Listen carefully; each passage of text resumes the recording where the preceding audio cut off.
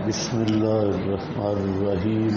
القِ ما فی یمینک، ڈال دے جو تیرے دائیں ہاتھ میں ہے، تلقف نگل لے گا، تلقف کا معنی نگل لے گا، کھا جائے گا نہیں، تلقف نگل لے گا، ما صنعوا جو کچھ انہوں نے بنایا، انما صنعوا بے شک انہوں نے بنایا، قید و ساحر تدبیر یا فن ساحر کا، ان کے بے شک وہ چیزیں جو انہوں نے بنائی ہیں وہ کیا ہے؟ قید و ساحر مکر ساحر کا، فن ساحر کا، ولا یفلح الساحر اور نہیں کامیاب ہوتا جادوگر، حیث عطا جہاں سے آئے یعنی معجزہ کے مقابلہ میں، جہاں سے آئے یعنی معجزہ، آپ کے پاس ہے لکھا ہوا، یعنی معجزہ کے مقابل میں، معجزہ کے مقابل کبھی بھی جادوگر کامیاب نہیں ہوتا۔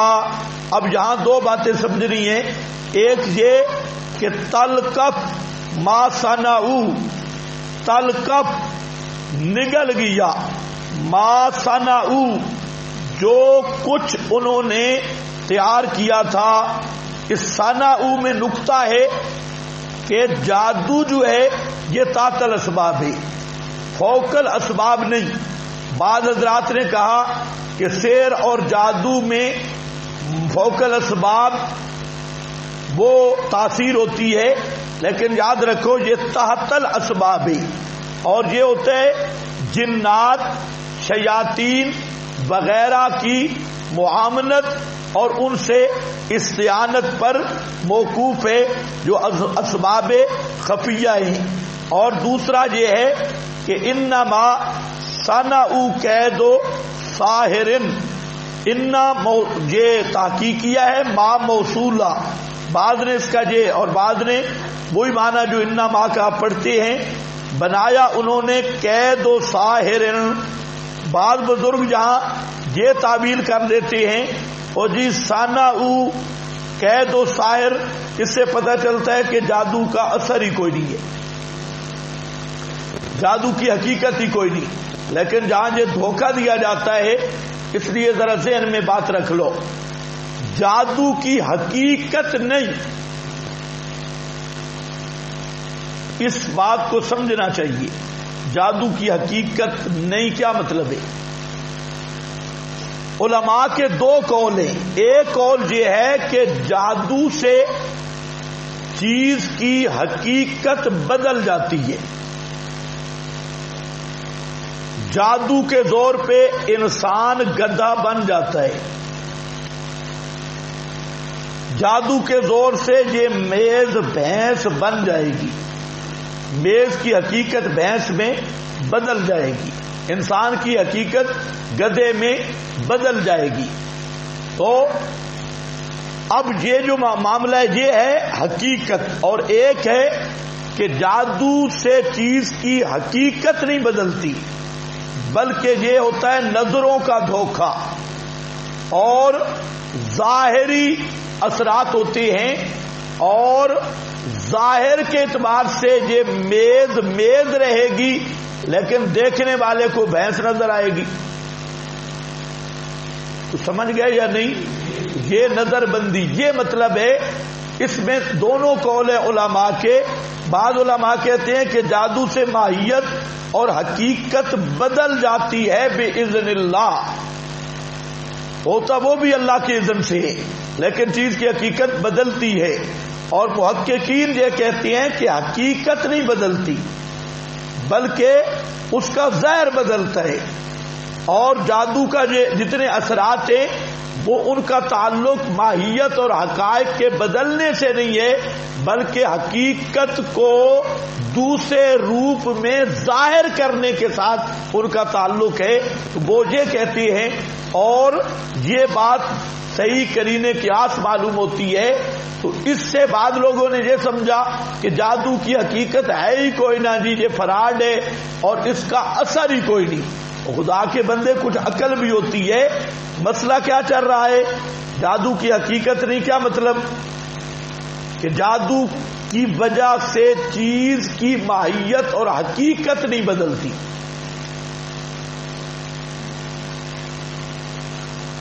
کچھ سمجھ گئے یا نہیں؟ حقیقت نہیں بدلتی. اور دوسرے علماء کیا کہتے ہیں؟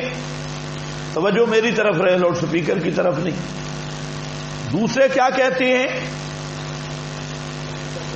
حقیقت. یہ بات آپ سمجھ گئے؟ یہ معنی ہے. تو جہاں یہ جو جادو تھا ان کا، یہ نظر بندی تھی، نظر بندی. اور وہ لاٹیاں شاٹیاں بھاگی نہیں تھی، لاٹیاں رسیاں اپنے مقام پہ تھی، لیکن دیکھنے والوں کو وہ کیا لگ رہا تھا کہ یہ سانپ وغیرہ بن کے تسعا دوڑ رہے ہیں. اس لیے یہاں پر فرمایا کہ انہوں نے جو مکر کیا تھا، قید و ساحر. مکر وہی ہوتا ہے جس کا ظاہر اور ہو اور باطن اور ہو. باطن میں وہ لاٹیاں ہی تھی اور لگ کیا رہی تھی کہ دوڑ رہی ہیں اور حرکت سانپ بن کے کر رہی ہے. اس لیے اس کو قید سے تعبیر کیا. ولا یفلح الساحر، اور نہیں کامیاب ہوتا ساحر جہاں سے آئے معجزہ کے مقابلہ میں. اس سے مقصود ہے الفرق بین السحر والمعجزہ. معجزہ اور جادو کا فرق کیا ہے؟ تو یاد رکھ لو، اس کے کئی فروق بعض لوگوں نے منطقی اعتبار سے واضح کرنے کی کوشش کی، لیکن یہاں سے جو معلوم ہو رہا ہے کہ جو جادو ہے اس میں ظاہر کو بدلا گیا ہے، اور جو معجزہ ہے اس میں حقیقت کو بدل دیا جاتا ہے. معجزہ میں چیز کی حقیقت بدلتی ہے اور جادو میں چیز کا ظاہر بدلتا ہے. یہ نہیں ہے کہ جادو کا اثر ہی نہیں ہے، یہ عجیب منطق ہے. تو اب اگر جادو ہے ہی کوئی چیز نہیں، اثر ہی کوئی نہیں، تو اتنا بڑا مقابلہ پھر کیسے ہوا؟ وہ تو چیز ہی کوئی نہیں تھی. کوئی چیز نہ ہو پھر بھی مقابلہ ہوتا ہے. عجیب بات ہے. اچھا خیر، تو دوسرا فرق ہوتا ہے ساحر اور جادوگر کا کردار، ان کا حلیہ، ان کے مقاصد اور ان کے اس تعلیم کا اثر. یہ خود فرق کرتا ہے معجزہ اور جادو میں پیغمبر کی سیرت اور جادوگر کا کریکٹر، پیغمبر کی صورت اور جادوگر کی شکل، اور پیغمبر کی دعوت کا اثر اور جادوگر کی دعوت کا اثر، پیغمبر کی دعوت کی حکمت و مقصد اور جادوگروں کی شعبدہ بازی اور اس جو مذاق بازاری ہے، اس سے ان کے گھنونے مقاصد سوائے جیب تازہ کرنے کے کوئی بھی نہیں. اور پیغمبر انقلاب لے کے آتا ہے جو قوموں کے عقیدوں کی اصلاح، اعمال کی اصلاح اور پیغمبر کا معجزہ دکھانا بے غرض ہوتا ہے. تو بہرحال یہ واضح فرق ہے جادوگر اور پیغمبر میں. تو لا یفلح الساحر، بعد نے کہا دیکھو جادوگر کامیاب نہیں ہوتا، معلوم ہوتا ہے جادو کا اثر ہی کوئی نہیں ہے. ایسی تحریف ہے قرآن میں. انہ لا یفلح الظالمون، ظالم کامیاب نہیں ہوتے. اب ظالم کسی کو پیر مارے تو اثر نہیں ہوگا، کیونکہ لا یفلح الظالمون. یہی بات ہے نا، ظالم آدمی کسی کو پیر مار دے تو کامیاب نہیں ہوگا.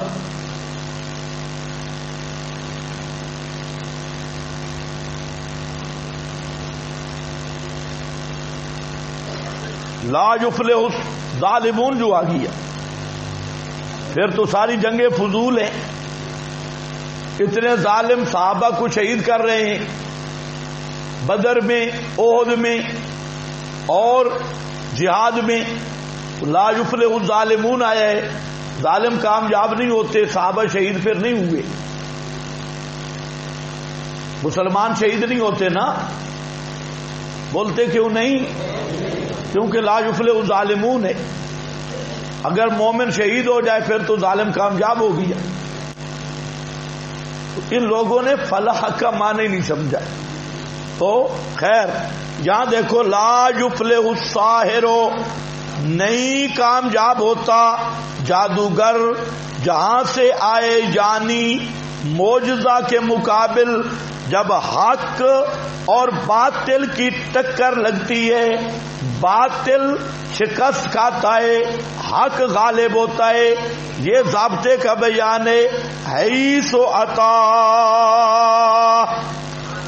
اب ایک اور بات بھی ضمناً چل پڑی، لوگ کہتے ہیں جی جادو حق ہے یا نہیں؟ جادو کیا ہے؟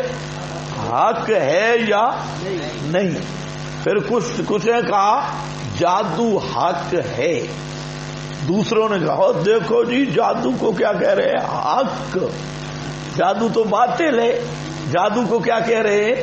حق۔ تو بزرگوں حق کا معنی بھی سمجھنا چاہیے۔ ایک حق ہے جو باطل کے مقابلہ میں ہے، ایک حق کا معنی ہے ثابت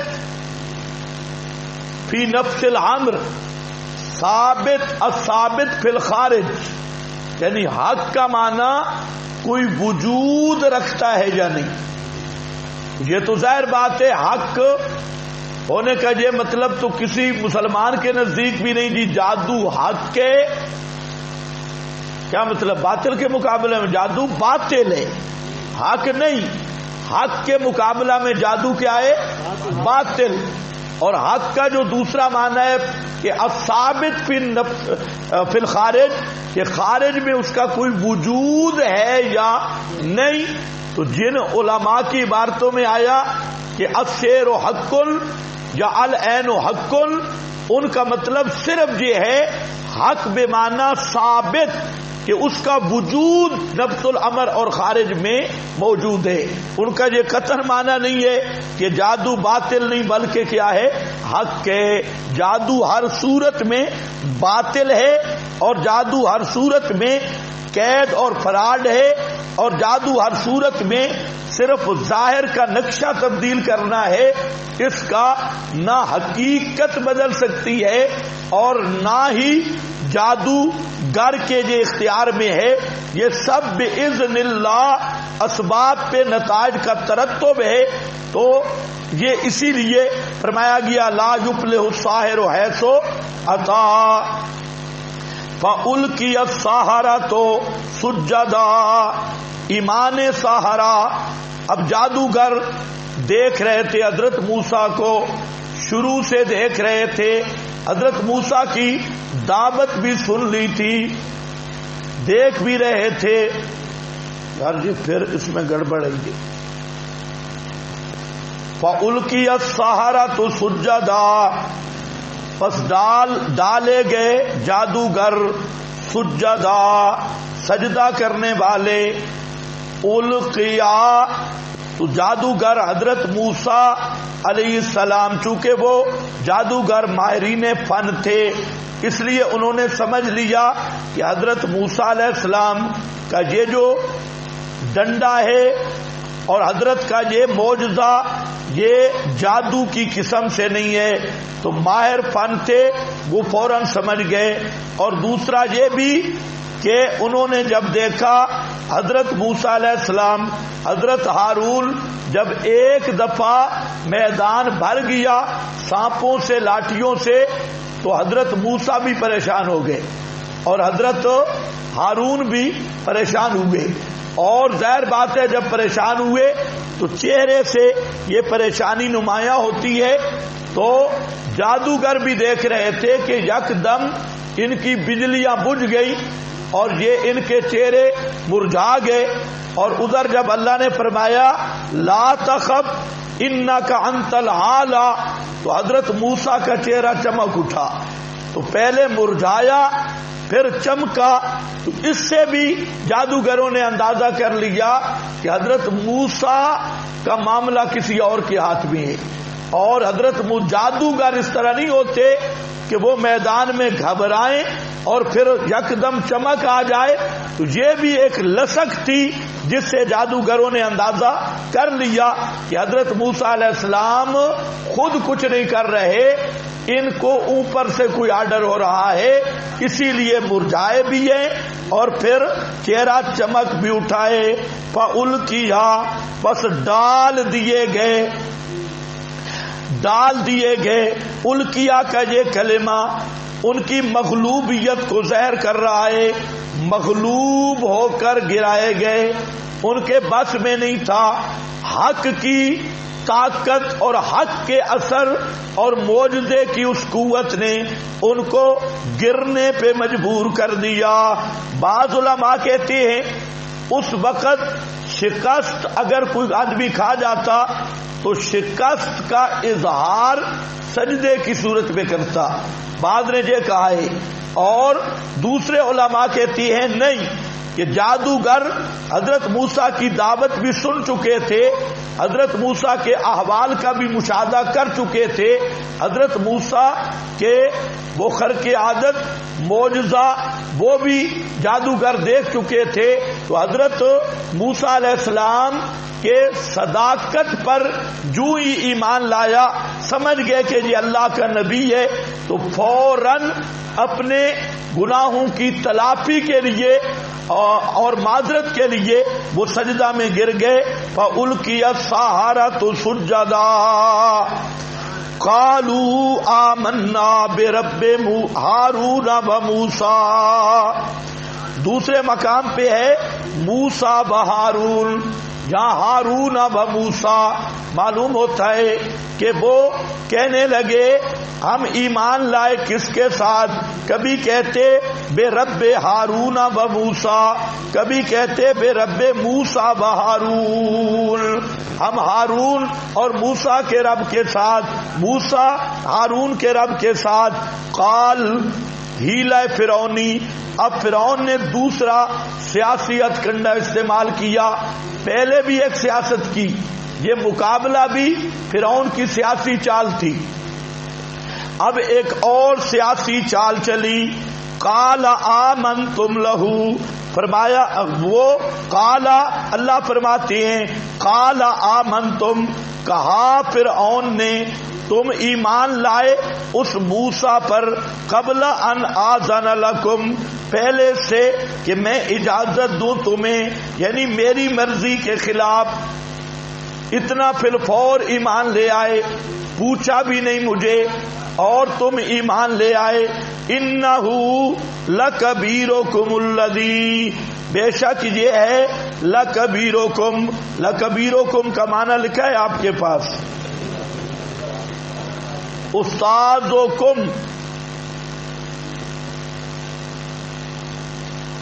کبیرکم کا معنی کیا ہے؟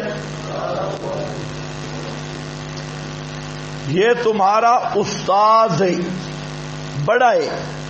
الذی علمکم، جس نے سکھلایا تم کو، السحر، جادو، جس نے تمہیں جادو سکھلایا.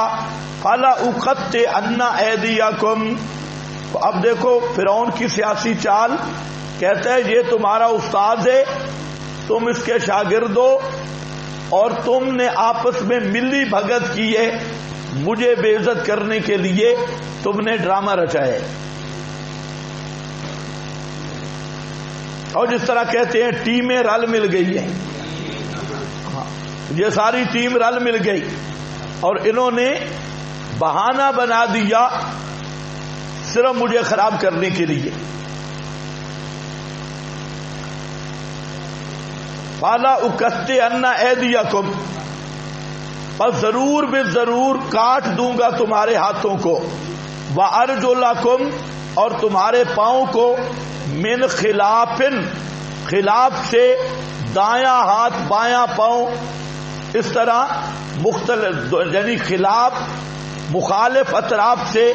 بالا اسلے بنکم، اور ضرور بے ضرور چڑھاؤں گا تم کو میں سولی فی جزوع النخل، فی بمعنی علا ہے کھجور کے تنوں پر، اور ضرور بے ضرور جانو گے تم ایونا اشدو کون زیادہ سخت ہے، کون ہم سے زیادہ سخت ہے، عذاب ادرو عذاب کے، بابقا اور دیر پا زیادہ باقی رہنے والا، یعنی ایونا کون ہے ہم کا، اشد عذابن جس کا عذاب سخت ہے اور جس کا عذاب دیر پائی۔ ایک معنی یہ ہے وَأَبْقَى